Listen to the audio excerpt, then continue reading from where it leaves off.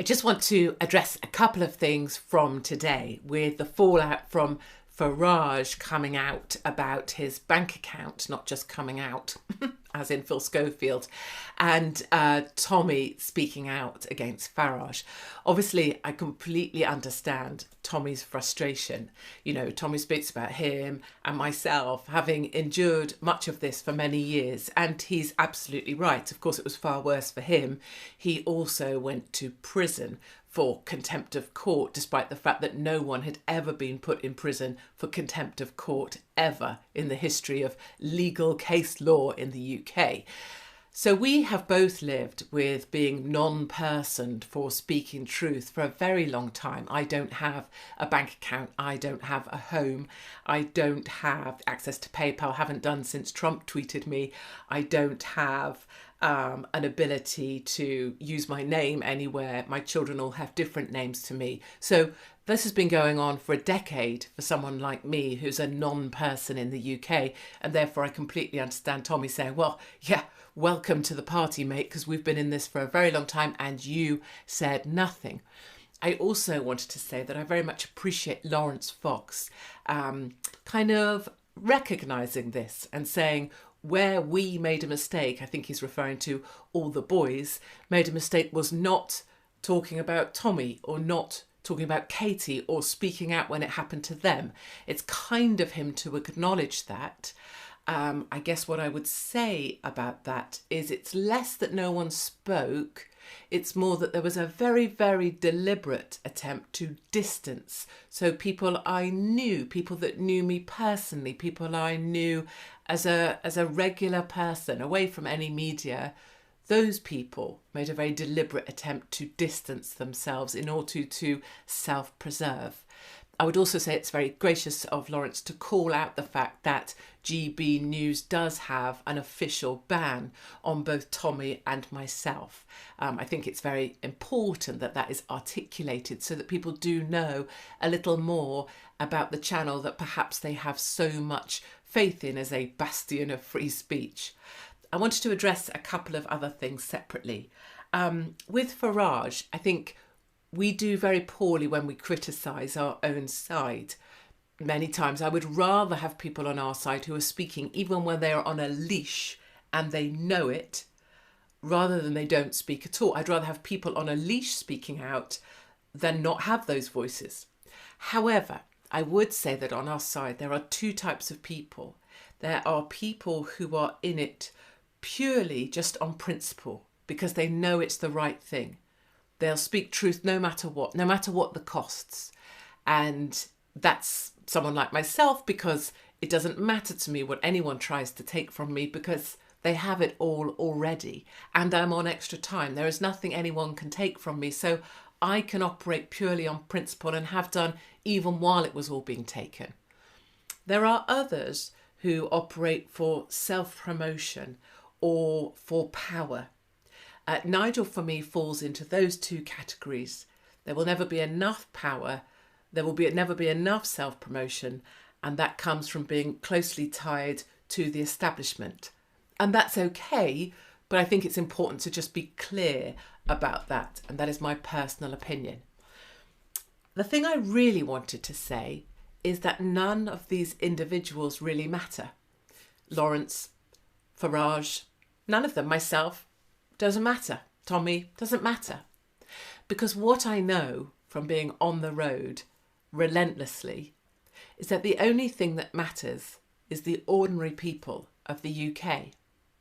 And what's amazing about ordinary people is many of them have been through much of what I've been through, or Tommy, or worse, had their bank accounts taken, been locked up, been fined, been taken from their jobs, been threatened with their jobs, 2 days until you lose your job. If you don't take this, you don't do that.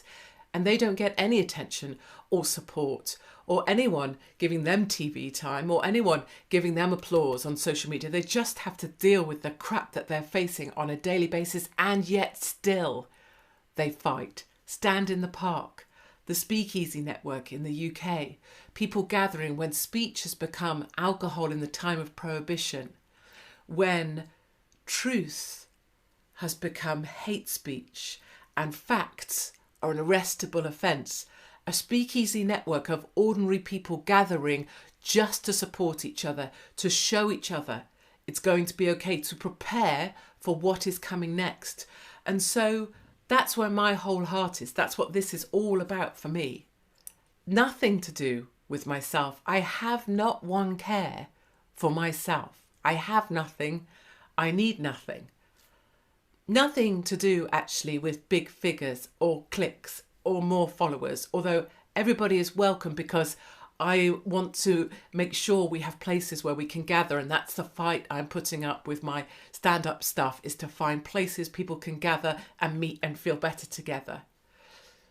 But I just know that the truth will out. And as much as I was removed from everything 10 years ago for speaking out actually a lot about France, and a lot about the fact that France has fallen 10 years ago, a lot about what happened to Notre Dame, on Tucker talking in a line with President Trump about if you welcome the third world, your country, your cities become a third world. And what do we see this weekend? It all playing out, and the media refusing to acknowledge why or who the rioters are and what's actually going on. And it gives me no pleasure to see everything I was non-personed for come to fruition. But it does act as a reassurance that the truth will out, and history will judge you well, and history is catching up with us faster than ever before. So I just wanted to say, despite the noise on social media, despite the names, Farage, Fox, Tommy, whatever, the most important thing is the ordinary people of the UK, of which I am one, my family are. And ordinary people know, ordinary people are facing punishment, suffering every day, and yet ordinary people are gathering and preparing for what's coming next. So support who you will, get behind who you will. It is more important than ever that we work together and hold the line, which is why whatever anyone needs on our side, I will back them and support them. I just wanted to give you my honest truths about all of the things that have happened today in my name. And I also wanted to thank everybody. Thank you for raising my name.